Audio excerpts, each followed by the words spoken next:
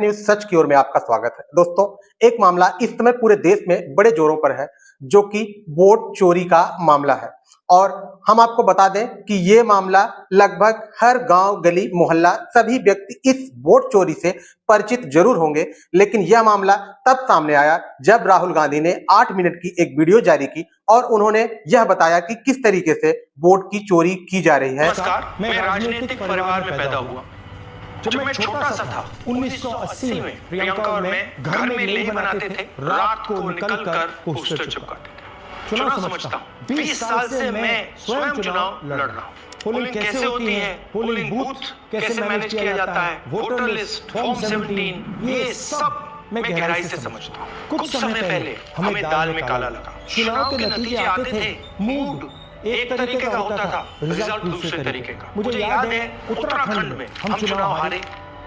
बाद में मैंने कैंडिडेट से पूछा कि जहां रोड शो हुआ था वहां जाके देखिए हमें कितने वोट मिले। हजारों लोग आए थे, पोलिंग बूथ में किसी ने वोट नहीं किया।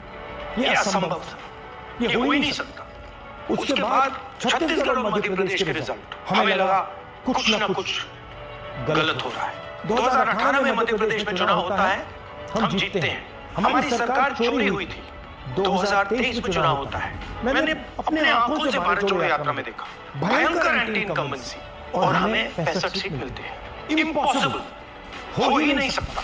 और फिर महाराष्ट्र में पहली बार हमें सबूत मिला। विधानसभा और लोकसभा के बीच में जादू से नए वोटर आते हैं, और जहां भी इन नए वोटर्स ने वोट किया वहां वोट बीजेपी को गया। महाराष्ट्र चुनाव के बाद जब हमें डाउट हुआ, हमारे गठबंधन के सारे नेताओं ने प्रेस कॉन्फ्रेंस किए और हमने इलेक्शन कमीशन से कहा कि आप हमें वोटर लिस्ट दीजिए, वीडियो रिकॉर्डिंग दीजिए।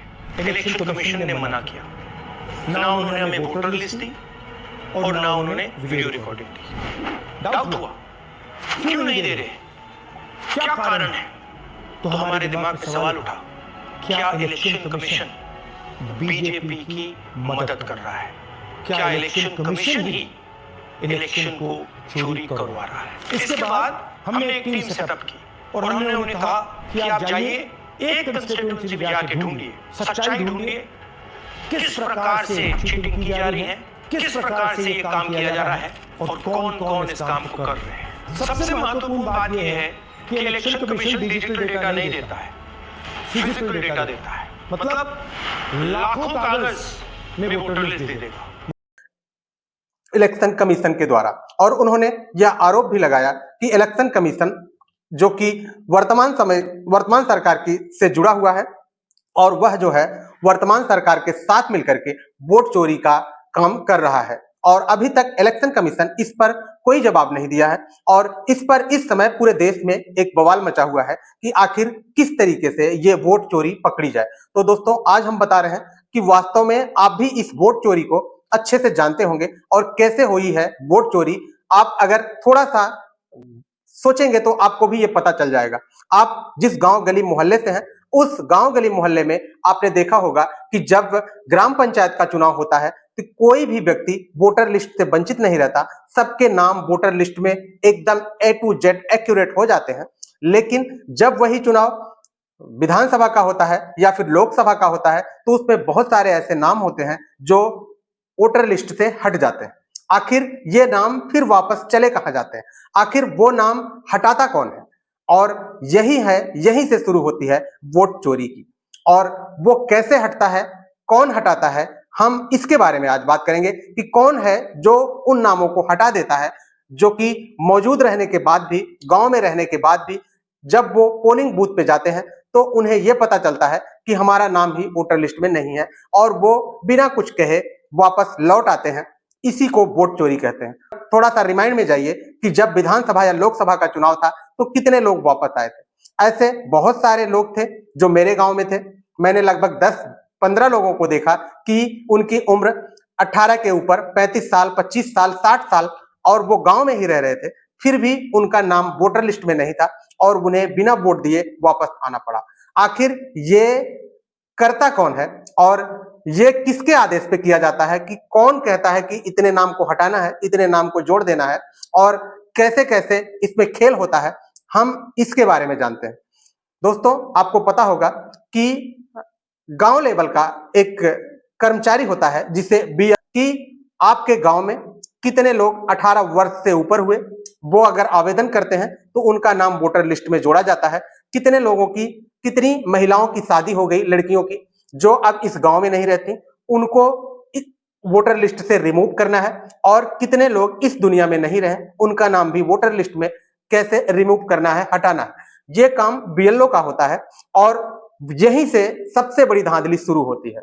और बूथ लेवल के ऑफिसर होते हैं, बीएलओ का फुल फॉर्म होता है बूथ लेवल ऑफिसर। जो बूथ लेवल के ऑफिसर होते हैं उनको ये पता होता है कि कौन व्यक्ति इस गांव से है, कौन नहीं है, किसको हटाना, किसको नहीं हटाना है। लेकिन सारी प्रोसेस जो बूथ लेवल के ऑफिसर होते हैं उनके द्वारा सारी प्रोसेस सही सही भरे जाने के बाद भी कुछ ऐसे नाम हैं जो अंततः कट जाते हैं, वो नाम वापस लिस्ट में नहीं आते हैं।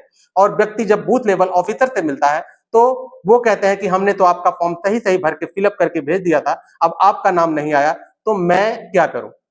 तो आखिर कौन सा ऐसा सिस्टम है जो बूथ लेवल ऑफिसर के ऊपर काम करता है और जो उनके नाम को घटा और बढ़ा देता है। मैं आपको बताऊं, वोट नहीं दे पाए क्योंकि उनका नाम वोटर लिस्ट से नहीं, वोटर लिस्ट में नहीं था। और ऐसा भी नहीं कि वो कहीं परदेश रहते हैं या फिर कहीं दूसरे स्थान रहते हैं, वो ऐसे लोग थे जो गांव में ही रहते हैं, खेती किसानी करते हैं। इनके साथ साथ भी उनका नाम वोटर लिस्ट से गायब कर दिया गया। तो वास्तव में आपके आसपास कितने लोगों का नाम वोटर लिस्ट से हटाया गया था और वो मौजूद उस समय वहां थे, क्या हमेशा हमेशा गांव में ही थे? तो ये भी तो वोट चोरी हुई। और अगर इसी वोट चोरी के लिए कोई आवाज उठाए, कोई अपनी बात संसद में रखे, कोई अपनी बात वीडियो के माध्यम से जारी करे, क्या ये गलत है?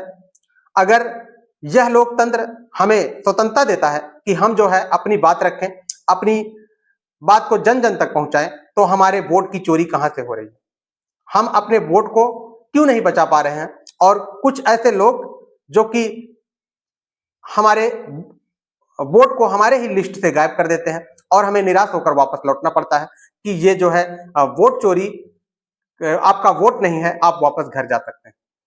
तो ये वोट चोरी का मैटर दिन प्रतिदिन गहरा होता जा रहा है। सरकारें कोई भी हो, कैसे भी हो, लेकिन वोट चोरी का मैटर इस समय सबसे अधिक निंदनीय है। ये नहीं होना चाहिए। मैं एक बार फिर कहना चाहता हूं कि अगर आप गांव गली मोहल्ले से हैं तो आपको निश्चित ही पता होगा, अगर आप थोड़ा सा इंटरेस्ट रखते होंगे कि किसने वोट दिया किसने नहीं दिया, थोड़ा सा आप पॉलिटिकली इंटरेस्ट रखते होंगे कि किसको वोट देना चाहिए किसको नहीं देना चाहिए, तो आपको जरूर पता होगा कि आपके आसपास मौजूद रहने वाले लोगों को अभी वोटर लिस्ट में नाम नहीं था। और ये सारी कमी होती है बूथ लेवल ऑफिसर की। इन्हीं के द्वारा ये सारे नाम रिमूव किए जाते हैं और इन्हीं के द्वारा ये सारे नाम ऐड किए जाते हैं।